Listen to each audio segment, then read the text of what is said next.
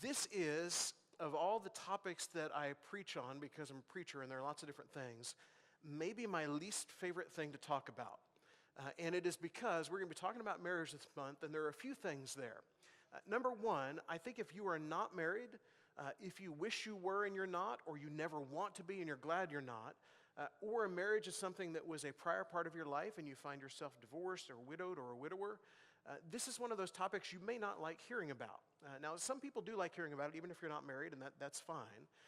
I will encourage you, if you find yourself in that category and you've thought, I'll find somewhere else to visit for the month of August, or I'll watch online at home and kind of halfway watch and halfway not.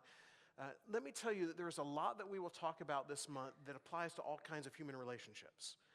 And so I think there are still things you can pull from this. So I hope you won't just tune it all out, that you will realize there are some things that we can learn about one another. Secondly, though, I have the person who knows how I really do this staring back at me right there. And I know that she will get to the end of these sermons and think, well, those things all sound really good. And maybe if you tried some of those things, that would be a good idea. Butch brought up marriage in class this morning, and she was sitting right there in that same spot, and Butch was teaching probably about 2 rows up, and said, there are no perfect marriages in here, and then looked at Stacy and said, well, maybe there's one, and Stacy is vigorously going like this, so maybe a little too enthusiastically, but our marriage is not perfect. Our marriage has ups and downs like everybody else's does. I know there are some of you that marriage has been a pretty smooth road for you, and I'm glad for that, and you should write a book, and we would talk about it. There are some of you that marriage has been just a series of difficulties, and I understand how that is, and I'm glad that you have stuck through those things. And there are probably some within our group that marriage was so difficult that it just did not work out, and I know that's a difficult thing in your life, but I hope there's something here that we can all learn together through this. We have some good friends that are a married couple that told us they have never had a really, really serious fight. And I want to just sit there and go, tell me, what's that like? What is it like to just never really disagree on something that kind of lingers, never disagree on something that makes you almost get irrational in the way you approach it? And they really, truly thought that. They never really had a difficult thing come up in life. But for most people, there's a lot of difficulties that come with marriage. So as we approach it this month, we're going to do it in this way. There are hundreds of books written about marriage. There are different marriages in Scripture that we could look at. If you'll remember way back in, I believe it was March or April, that we talked about family, and 1 week of that was marriage. And so we'll try not to hit on too many of the things we said then. But we're going to look at this through the lens of this book. The 4 Seasons of Marriage. The 4 Seasons of Marriage is written by Gary Chapman. Now, you may know him a little better by his more famous book, The 5 Love Languages. And he is a counselor, and he is a believer, and he is looking at marriage through the lens of these 4 seasons: spring, summer, winter, and fall. And he will describe each of those. We will look at all 4 of those throughout this series and see some things we can learn from those, and also how we can not get stuck in those. Our tendency oftentimes is to think of this as a list of things we go through, so you may just already think of, okay, well, winter's going to be when it's almost done, right? And then spring, of course, is when it begins, and then summer and fall are somehow between those, and we don't know exactly how the years work out, and that's what it is. The reason he chooses seasons in the book is because we understand that seasons continually come and go. Seasons start each year, and they go over and over again. Now, I also know the danger of choosing this book and living in Oklahoma, by the way, because spring is something he looks at positively. Spring is something we look at as taking shelter and learning about weather. And winter is something that is just cold and ice around here. It's not something that's pretty. But think of 4 seasons in the terms of the 4 seasons as we know them. And our other baseline for this series, going to be what I skipped over here, is these verses that Butch read to us this morning in Ephesians. Ephesians chapter 5, starting verse 21. And I start with 21 on purpose because we tend to start with 22. But I think 21 kind of sets a little bit in motion what we're looking at in 22. The last time, by the way, we looked at chapter 5 and verse 22, Jack Fry reminded me, there's a verse right before that talks about submitting to each other. So we're going to start there. Submitting to one another out of reverence for Christ, wives, submit to your own husbands as to the Lord. For the husband is the head of the wife, even as Christ is the head of the church, his body, and is himself its Savior. Now as the church submits to Christ, so also wives should submit in everything to their husbands. And husbands, love your wives as Christ loved the church and gave himself up for her that he may sanctify her, having cleansed her by the washing of water with the word. And so we see within this not so much a one only does this and one only does this, but there's this mutual relationship that happens. That there is a giving of one partner to the other partner. There is a looking out for the interests of one partner from the other partner. And because of that relationship, we are able to work together in the way that God has designed. So in these four seasons, Chapman describes it this way. Spring is where most marriages begin. The excitement of creating a new life together, giving men and women the courage to make a covenant marriage commitment. To love and to cherish in sickness and in health, in poverty and in wealth, so long as we both shall live. These words have the ring of spring. What could be more exciting than joining two lives together to help each other accomplish the purposes for which they were created? Yes, marriages begin in springtime. And so there's this feeling of all things being new, this feeling of excitement. And you can, for those of you who are married, you can remember back to those days. Leading up to marriage, you can remember the excitement of that. I can remember going to the jewelry store in Mobile, Alabama, and picking up the ring. I was a poor college student the second time around with a job that didn't pay a whole lot, that knew that you had to spend a lot of money on an engagement ring because that's what our society has told us we have to do. I have since then learned that you don't necessarily have to do it that way, but still looking back, I'm kind of glad that I did. And every now and then when I catch the glisten of my wife's ring, I think I'm glad I did that because not just it's the glisten there, but it's this symbol of something. The problem was I didn't have the money to spend on the ring that you were supposed to be able to spend on the ring. And so I started to gather things of value within the family. And I found old jewelry within our family that I took to a jeweler and I said, is this worth anything? And there was one jeweler there in Alabama that was willing to deal with me. And they said, okay, I'll give you this for this and this for this. And between all of that and a little bit of money I had saved and a little bit of money I was able to borrow from a family member, I was able to buy this ring. And I went to buy the ring without a whole lot of a plan of when I was going to give the ring.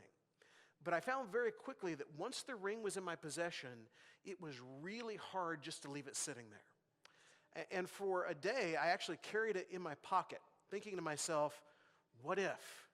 What if there's an opportunity today where we can have this great romantic moment where I can finally ask the question? And I knew the question was coming, and I felt fairly confident at that point what the answer was, but there was just a little bit of me that thought, what if she comes to her senses between now and then? I don't know.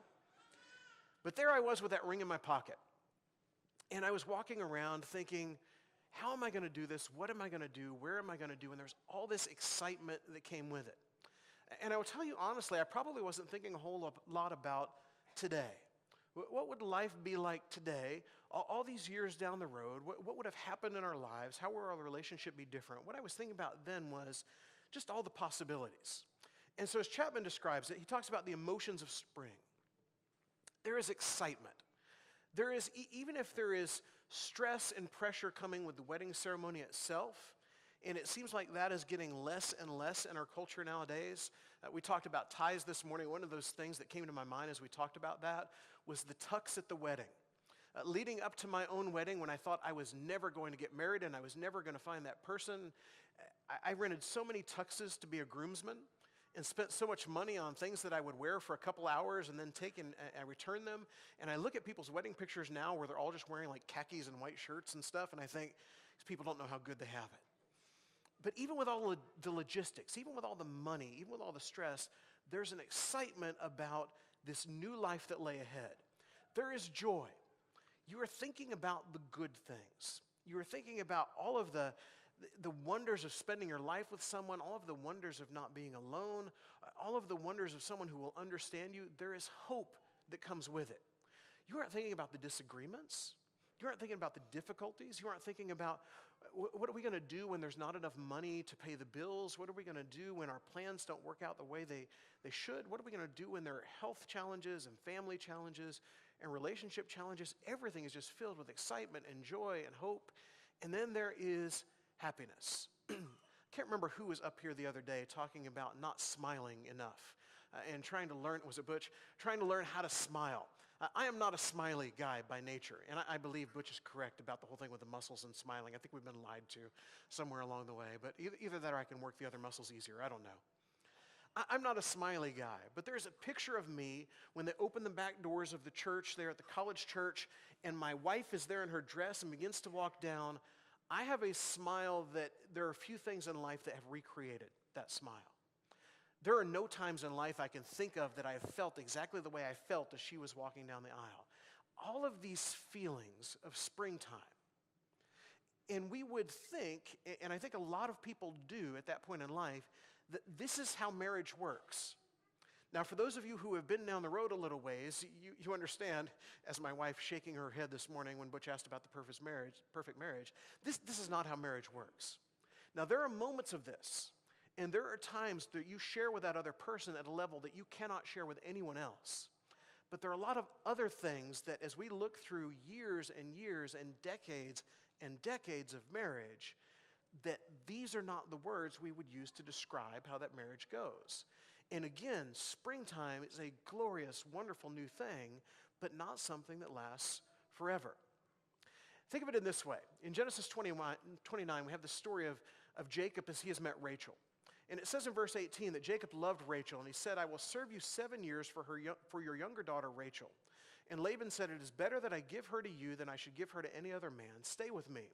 So Jacob served 7 years for Rachel, and they seemed to him but a few days because of the love he had for her. Think of anything that has taken you 7 years to do. Would you describe that as seeming like a few days?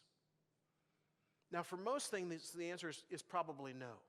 If you started a renovation project within your home, in Searcy, we decided, I don't know how many years we've been in our house, we decided we were going to redo our kitchen. And so little by little, we redid our kitchen. We had stained cabinets there in the kitchen, and whoever had stained them didn't do a very good job, I thought. Now, I say that. My wife probably thought a little more than I did. For me, it was good enough. But for her, she would look at them and think, I really wish those were stained differently or painted or something. So we took them down, and originally we intended to restain them, but that didn't work out well, and so we sanded them again, and then we painted them, and we painted them one color, and that color didn't work out the way it should have, and so we sanded them again, and painted them another color, and for years, those of you who have garages you can't park in, I had a garage I couldn't park in for a long time because cabinet doors were in there. Not because there was a lot of junk stored and all that. There were cabinet doors on sawhorses that were in one stage or another of being sanded or painted or repainted. And I will tell you that we finished the renovation of the kitchen about 3 weeks before we sold the house. And we never really got to enjoy that renovated kitchen. And when I look back over renovating that kitchen, and by the way, there are a lot of details I should tell you about that my wife will accuse me of later if I don't. The reason they were painted and repainted is because I didn't believe her on the first paint color choice and painted them a different color. And eventually we came back to the one she chose in the first place. So husbands, listen to your wives. But anyhow, we went through this over and over again. When I look back at that process, I don't think that just felt like a few days. It felt like forever. Now, at the same time, those of you whose kids are growing up, and you will hear your parents say this, by the way, flies by. Seems like just yesterday they were, however old they were. I talked to Darla this morning about her granddaughter who is starting, it's either pre-K or kindergarten this fall, and they're going school shopping, and I thought, that's not possible. She can't be that old yet. And to Darla and to David too, it probably seems like a few days that have passed by. For Jacob, he is so in love that this 7 years just seems like a few days. And for those of us who know the rest of the story, by the way, as he marries and is fooled into marrying the wrong sister by that evil Laban, he then works another 7 years that probably also seem like a few days because he loves Rachel just that much. And then we have the attitudes of spring. Those attitudes are positive. When your spouse does something that is disagreeable, at least initially, even though it's disagreeable, there's a part of you that thinks the best of that person. Why? Because you chose them. You're going to love them forever. And so if they did this thing, there must be a good reason for that. You have gratitude. The things they do for you, you are thankful for them, and oftentimes you say that. Thank you for doing that for me. You have an anticipation about that relationship. You are excited when they come home. Right now we have this new puppy that I've told you about before, and it's funny to me when the puppy hears the garage door. Because whatever the puppy is doing when she hears the garage door, she stops that thing. Doesn't matter how interesting it is. She could be eating a bowl of food, playing fetch, totally excited about whatever it is. But when she hears the garage door, she runs to the kitchen and she sits, and she looks at the door and waits. There is an anticipation who's there. And every time, by the way, because I'll beat my wife home from work, every time when she comes through the door and the dog is excited to see her, I will say, do you remember when you were this excited to see me come home from work? And oftentimes she'll say, no, not really.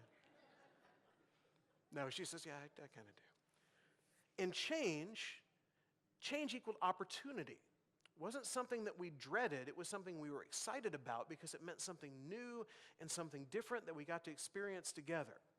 And this may be the first one to leave, by the way, because change shortly becomes but I like it that way. And by the way, when I told you at the beginning that these things are not just about marriage, do you believe me now?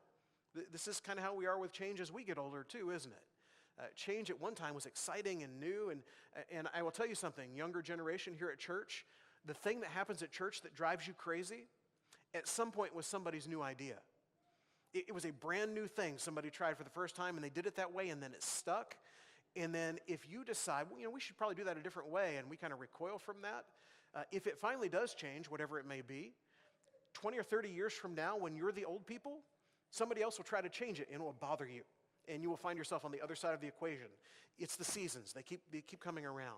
Change, when it's new, that's an opportunity kind of thing. And then there is trust.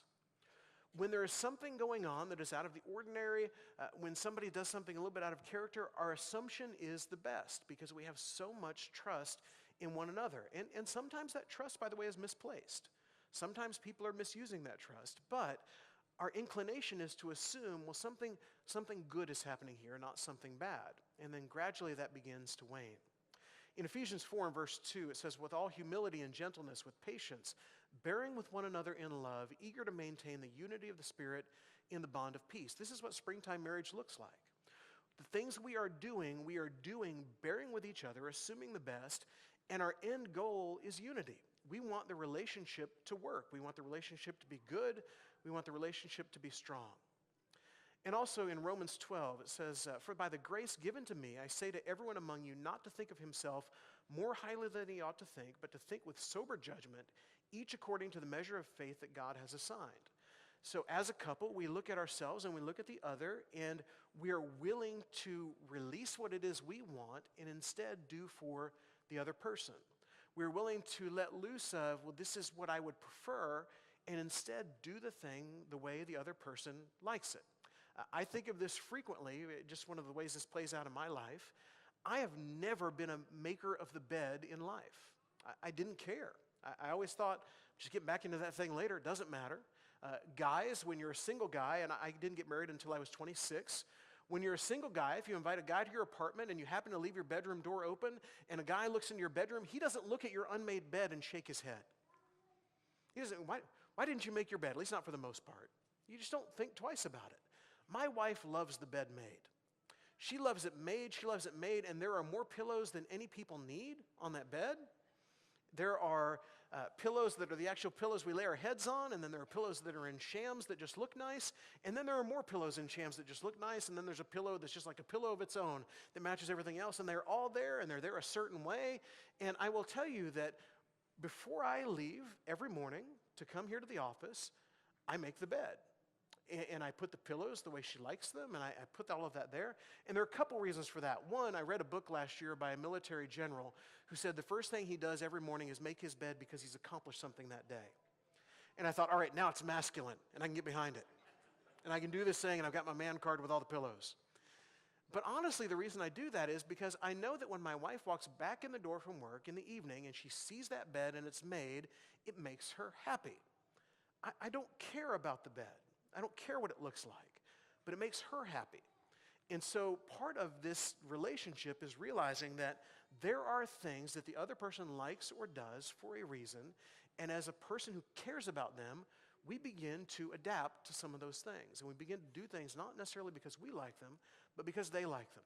And again, yes, this is very clear in marriage, but in all relationships of life, wouldn't this do us a lot of good? Wouldn't it do us a lot of good to recognize that there are things we can do for another person that honors that other person? Howard Norton, who did not speak for us this summer because he's been here the previous 3 summers, but I plan to bring him back next year. One of the things I've noticed about Howard Norton, and if you don't know Howard, he's in his early 80s, I believe. He has been a missionary on other continents. He's been a preacher at the largest church, Church of Christ here in America. He has taught at both Harding and at Oklahoma Christian. He's done all kinds of amazing things in life, probably baptized 1,000 people at this point. I don't know that he keeps count. If you were to ride in a car with Howard Norton that someone else is driving, and there are 3 people who are there to be in the car, every time Howard Norton immediately goes for the back seat.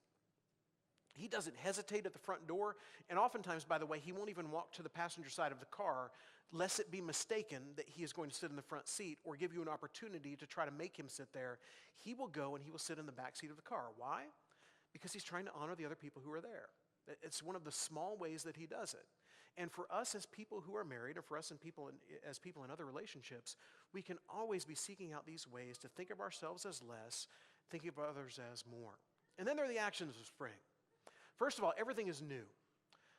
Every experience there is new and exciting and different. There is that first vacation together. There is that first holiday together. Every time there is a thing, it is a first new thing. There is a focus on the other, and part of that we just talked about here, but there is someone else we are looking for. And by the way, the older you get married, the more challenging this can be because you get kind of set in your ways. I was single for several years, living in an apartment, and I had a particular way I liked things. I went through 4 roommates in college. That is not just because people moved on to different things, it's because I'm difficult to live with. And so different people would try and fail, and they would move on with life. And I have to learn to focus on the needs of the other person. There is a focus on the relationship. The things that we are doing, we're going to try to strengthen the relationship with our actions. We're going to strengthen our relationship with the way we handle money, as we talked about last month. We're going to strengthen it with the way we spend our time. We're going to strengthen it with all these things. There is a need for communication.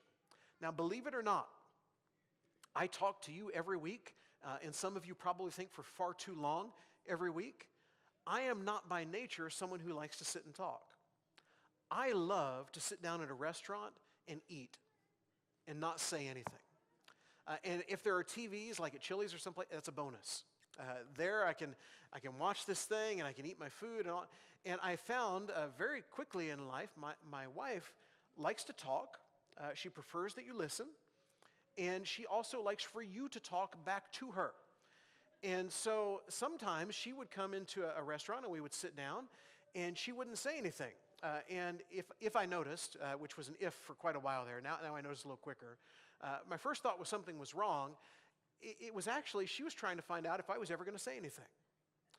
If I don't start the conversation, is someone else going to do it? Because she started to feel like there was almost this burden of she had to be the one who was coming up with the things to talk about and all of that stuff. And I began to realize, she likes communication. And so because of that, I have to, even though my nature is not that, I have to become that. If my nature is I'm thinking on something, I have to let that thinking then come out of my mouth and begin to talk about whatever that is, because we are going to communicate. If I want to do something, if I want to spend a lot somewhere, if I want to take some time somewhere, it's important for me to talk about those things. Or if something is important to me, it's important to her. And because of that, I need to tell her about those things. And I've tried to reassure her all the time, by the way. She'll ask me sometimes, what are you thinking? And I will generally say, not a thing. I'm just totally blank sitting here. I think far too much, and now I'm not. And she didn't believe me for a while, but now she has realized he's actually not thinking about anything. And that's just kind of how it works.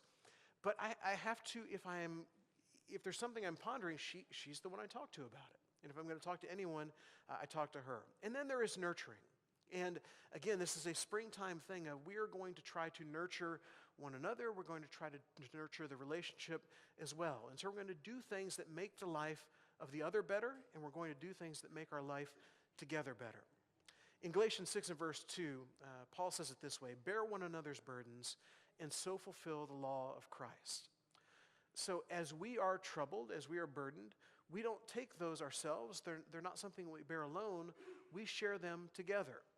And the challenge here is twofold, by the way.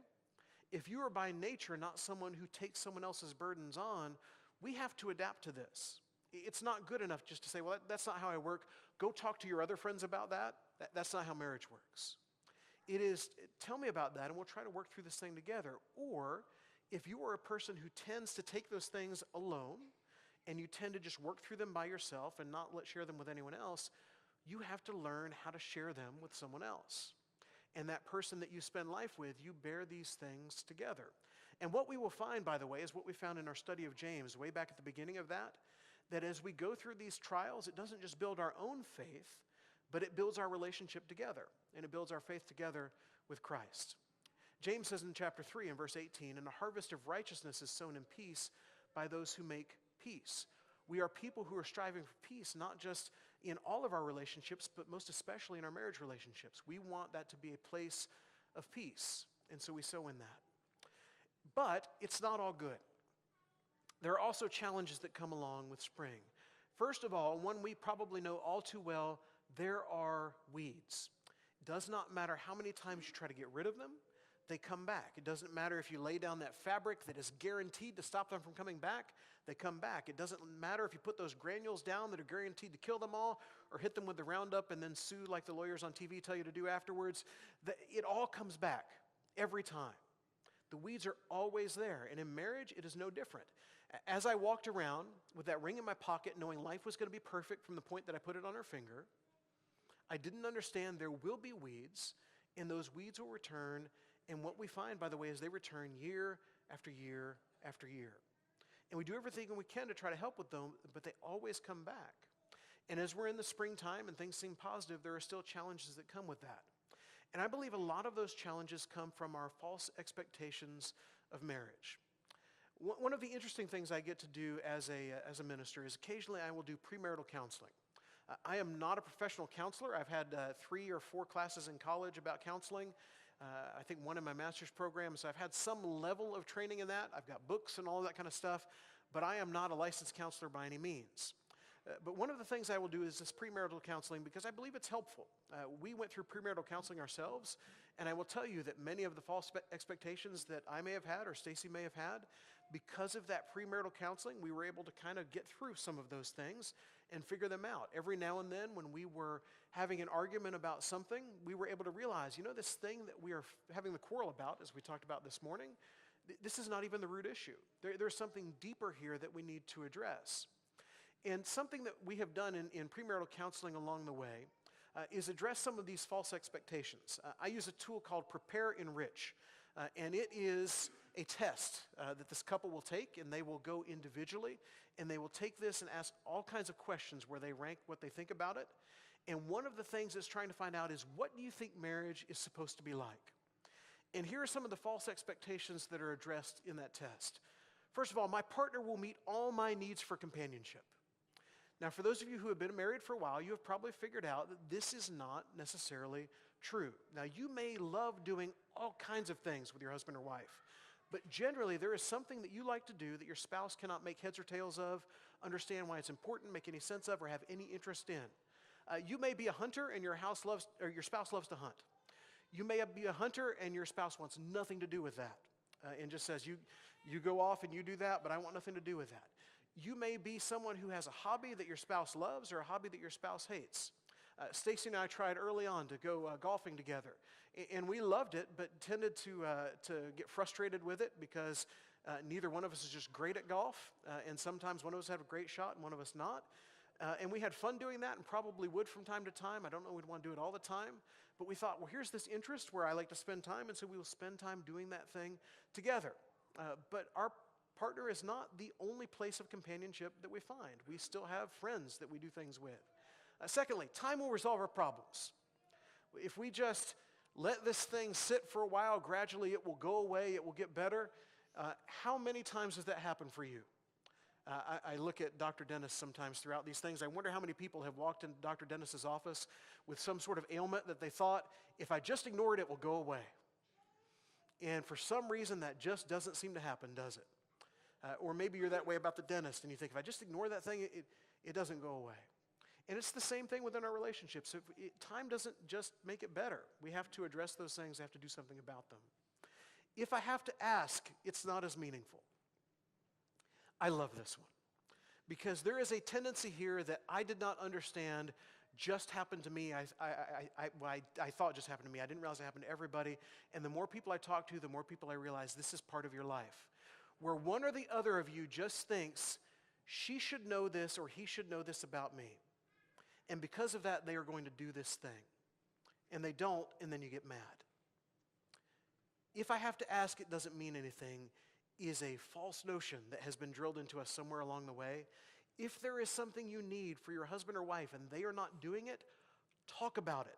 Don't just wait. Don't just assume it's going to happen. Don't just think they should know me, they should have me figured out. I guarantee you that their intent most of the time is not just to make you mad. That is not what we exist for. And so if they knew they would do it, don't assume I shouldn't have to ask. Sure, you shouldn't if it's a Hallmark movie. It should just happen, and in the end, there's going to be the kiss after the misunderstanding, and everything's going to be good, and everything's going to go happily ever after, but that's not always how life works. Instead, just ask whatever it is that you need, and generally speaking, that other person is thrilled to do it.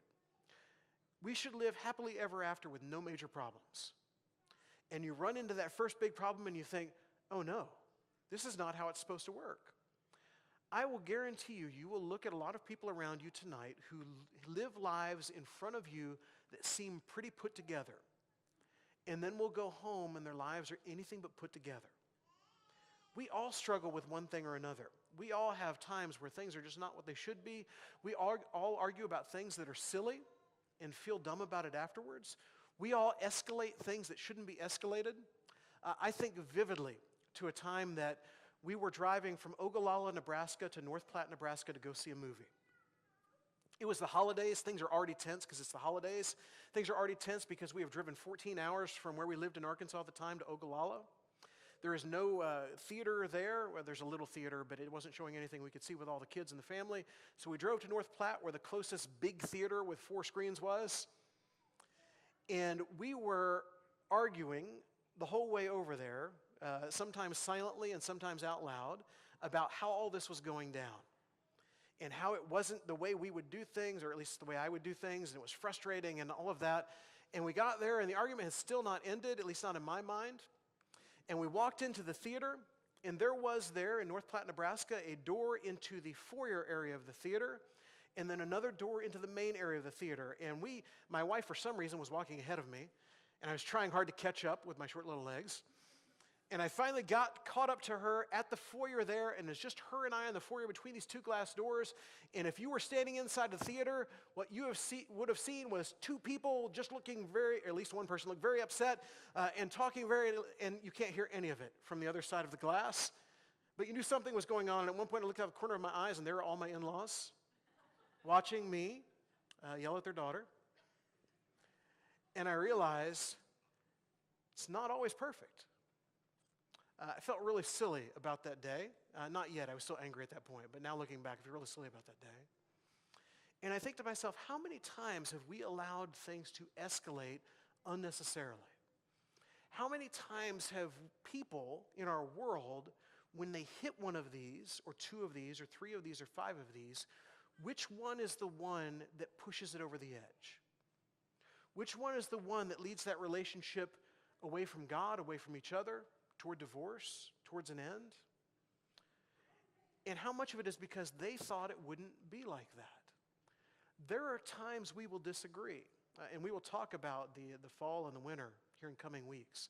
There are times where it will not be exactly what we want it to be, but it does not have to remain there. It can be better. Less romance means we have less love for one another. I've told you before, when we first got married, actually before we got married, when we were dating, I had a credit account at the florist. I ordered flowers that much. They would just put it on my tab. And I would, at the end of the month, go and pay my bill at the florist. And after we got married, we had been married for about 6 months, the florist called me. They had my number from the credit account, and I said, I've paid you guys, right? And they said, oh yeah, it's a 0. We were just concerned because you haven't ordered anything in a while. I thought this was the most manipulative move a florist could ever make. But they were right. They were right that I thought, I got her. I won. You order the flowers, you do all those things to get to that point, and I'm there now. She has the ring. It's much more expensive than the flowers. We're here. And I realize you never stop chasing. You never stop trying to go after that one that you love. And we look at this and we think less romance means less love. It doesn't. It means life gets complicated. Remember going to church early on in your dating relationship, how even church was almost a romantic thing, if that doesn't sound irreligious or anything, but there was hand-holding and all of those things, and now it's like wrestling with kids. Or it's you're tired because you worked all week and it's rough, or you had an argument in your car on the way here and you don't feel together at all, and you go over there to hold the hand and there's kind of a, get that thing away from me. And you feel like, well, less romance means less. It's not. It's just life together sometimes can be hard. Now, we should make an effort to be better than we are, but understand that less romance does not mean less love. It just means life. Our relationship will remain the same. Now, if I were to bring everyone up here who's been married for a while, they could tell you your relationship does not remain the same. There are ups and downs, there are goods and bads, there are positives and negatives. It's all over the place sometimes. It is anything but the same. And we can look at that as a negative, or we can look at that as, isn't it great to go through all of those things together with somebody? We will do things just like my family did. Now I know, oh wow, what did I do? I'm way back. We will do things just like our family did. Now I understand there is a serious danger in saying this here, because everybody's related to everybody, and your family's here. But I will tell you, there is something that your family and your spouse's family do differently from one another. I have known people in married life that have never been to the other family for Christmas. I hope you're not that. And if you are, I hope you'll re-examine that somewhere along the way. But you will not do everything exactly as the other family did. And I will tell you, by the way, this is one of those places. My wife will write this one down and underline it and circle it, and she will come to me later and say, hey, remember when you preached about this? The next time I start to do something as my family did, this is hard for me sometimes. Because as much as there are things about my family I may change, there are some things that it's the right way to do it. This is how we did it. Not everything will be as your family did it. Nothing could cause us to question our love for one another. And maybe some of you are there. But I would guarantee in a group of this size, some of you understand exactly what this is talking about. There was some point in all of this, maybe early on, maybe somewhere later down the road, that you thought to yourself, what have I done? I have talked to more married couples that before the honeymoon was even over, thought to themselves, this is supposed to be forever. What did I do? Walking from the wedding ceremony to the reception, thought to themselves, what did I do? And people almost go into a little bit of a panic. There may be a time in life, if you have not already, that you think to yourself, I just don't know anymore. Or it sure doesn't seem like they love me. Look at what they're doing. When we have those questions, let us not be like the world around us and walk away. Let us be people who continue to work at this and make it better. And last, I know everything there is to know about my partner. You thought in dating life, you've asked all the questions you could ask. You've had all the serious talks you could have. But somewhere down the way, they're going to do something odd. Somewhere down the way, they're going to put mustard on something you don't put mustard on. And you think to yourself, what is wrong with them? My wife won't. She hates mustard, so I can pick that as an example. They're going to do something differently in a way you wouldn't do it. Or you're going to find out some secret they forgot to tell you about. And all of that is fine as we just continue to learn about each other. In Ecclesiastes chapter 4, verses 9 and 10, the wise man says, 2 are better than one, because they have a good reward for their toil. For if they fall, one will lift up his fellow. But woe to him who is alone when he falls and has not another to lift him up. God had a wisdom when he designed all this, that we would be together. First thing in all of creation that God says was not good, man to be alone. He had a design that we would be together. He had a design that we would go through this life, and not even just in the marriage sense of things, but we would go through this life with one another. There's so many one another's in Scripture. We would go through this life as Christians, not just who follow him, but as Christians who are part of the church. God wants us to be together, but he wants us to be together in a way that honors the other, thinks the best of the other, looks for peace with the other, and is always looking to make that relationship better than it was before. If you look at your own marriage tonight and you think to yourself, we're not in springtime. Whatever's coming in fall or winter, maybe that'll be something a little more like what we're in. Understand that those are not permanent places to be. This is not just a cycle that we go through once and get to the end. This is something that again and again renews and becomes better. And wherever you're at, it can be new again. Or if you're someone who is there, let me encourage you. Maybe this is not a come up here and confess something kind of thing, but maybe there are people around you who could be encouraged, mentored, helped by your relationship and what you do and the way that you live. And you can bring them alongside you and befriend them and help them in their life to draw closer to God in their own relationships. Tonight, if you need to come forward, confess something about your relationship, about your life with God, if you need to be baptized into Him and follow Him for the first time, if you need to go to the back and have one of our elders pray for you back there, if there's some way we can help, please come while we stand and sing.